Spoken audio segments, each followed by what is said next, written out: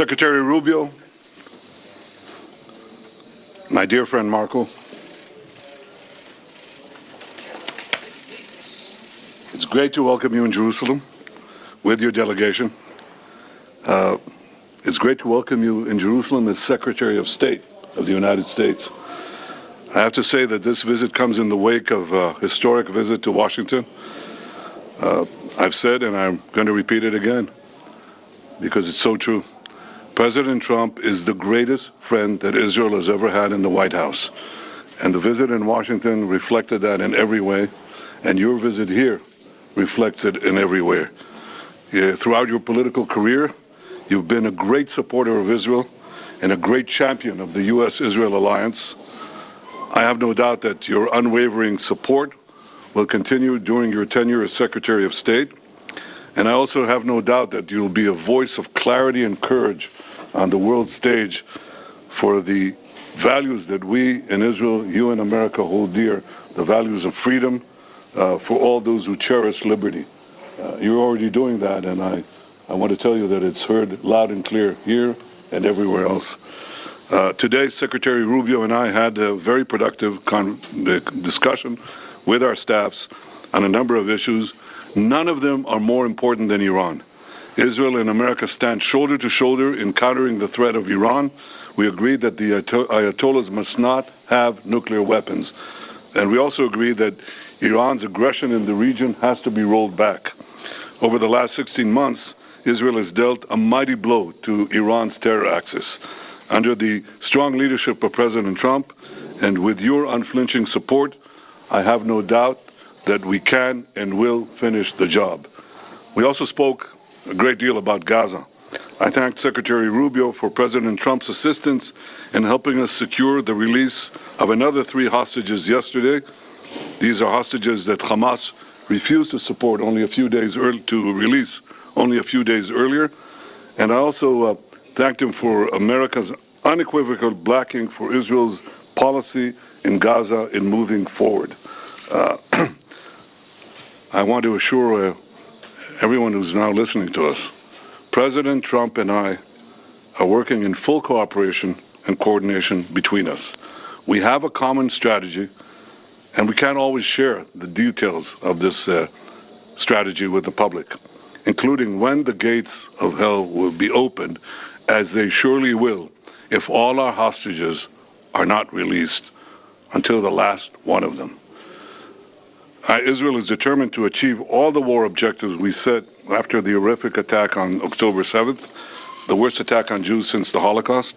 We will eliminate Hamas's military capability and its political rule in Gaza.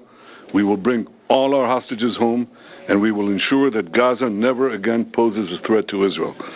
The unequivocal support of the United States on Gaza will help us achieve these objectives faster and set us on a path for a different future.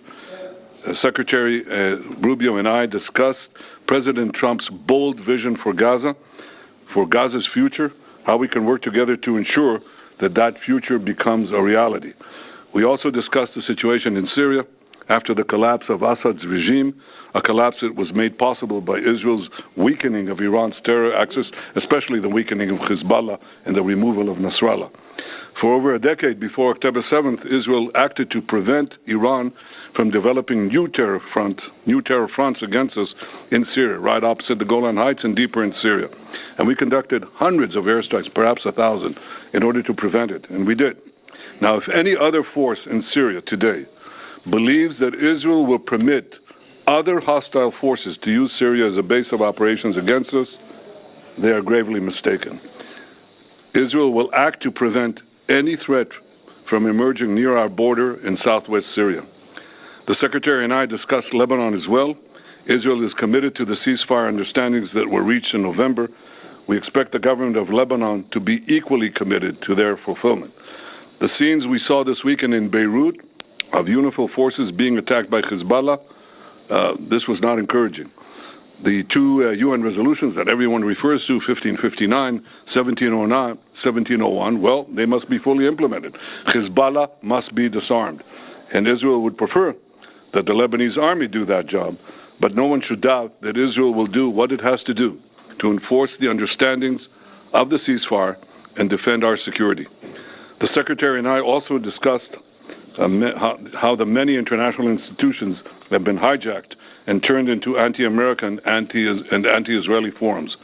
We see that in the UN General Assembly, in the UN Human Rights Commission, where anti-Americanism is rampant, and more resolutions are passed about Israel than the rest of the world combined. And we see it especially in the lawfare that is being waged against America and Israel at the ICC, the ICJ, and elsewhere. The ICC has outrageously libeled Israel and issued arrest warrants based on utter lies. Like America, Israel is not subject to the jurisdiction of the ICC and does not accept the court's authority.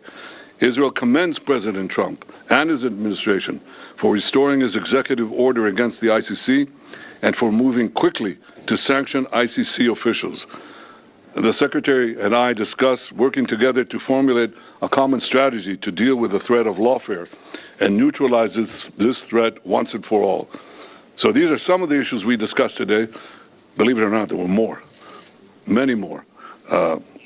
We can say that the Middle East today has many opportunities, many challenges, and we think we can realize the opportunities and also meet the challenges.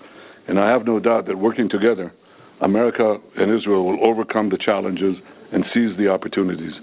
I have to say that I'm absolutely confident that under President Trump's leadership and working together with you, Secretary Rubio, Marco, the best days of our alliance are still yet to come. Welcome to Jerusalem. Welcome, my friend.